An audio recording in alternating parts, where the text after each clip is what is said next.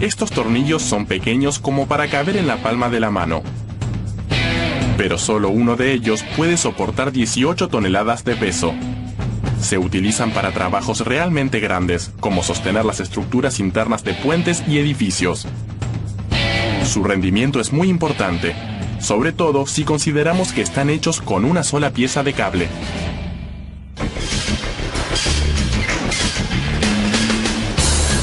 Este es el cable que se utiliza para fabricar los tornillos. Tiene poco menos de 2 centímetros de espesor, es decir, el diámetro de una moneda de 10 centavos. Llega a la fábrica en rollos. El sonido chirriante que se escucha es el ruido que hace el cable cuando atraviesa la máquina que lo desenrolla y estira, para luego cortarlo y moldearlo hasta formar los tornillos.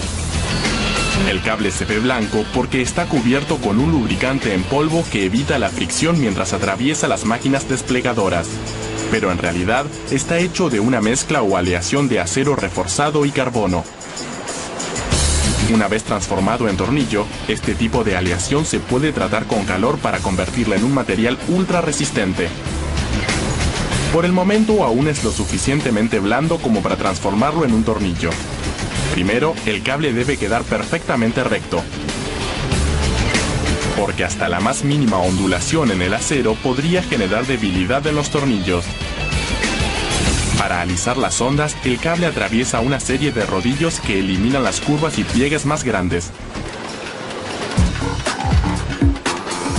Una segunda máquina jala del cable a través de un agujero pequeño o molde, con un diámetro levemente menor que el original. La fuerza que se aplica para que el cable atraviese el molde hace que quede recto y parejo. La presión elimina también el lubricante y reduce el diámetro del cable exactamente a 1,9 centímetros. El tamaño de los tornillos que se usan para conectar las estructuras de acero de los edificios.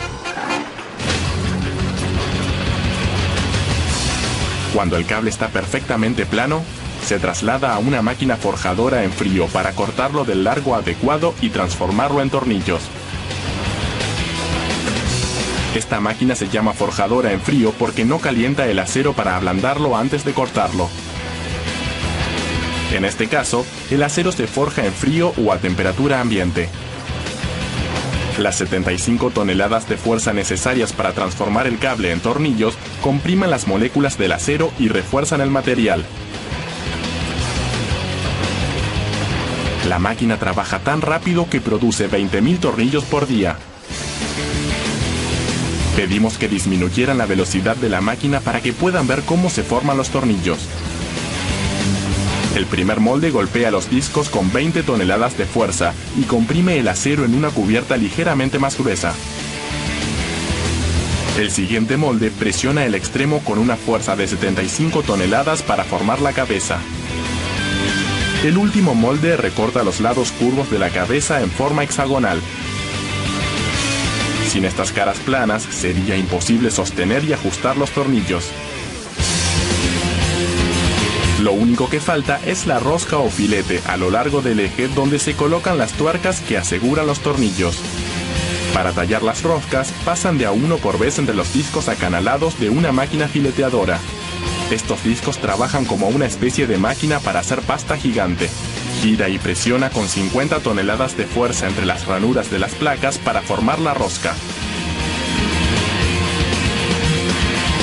Los tornillos salen de la fileteadora completamente formados y listos para el tratamiento con calor que reagrupará las moléculas del acero, dejándolas aún más fuertes.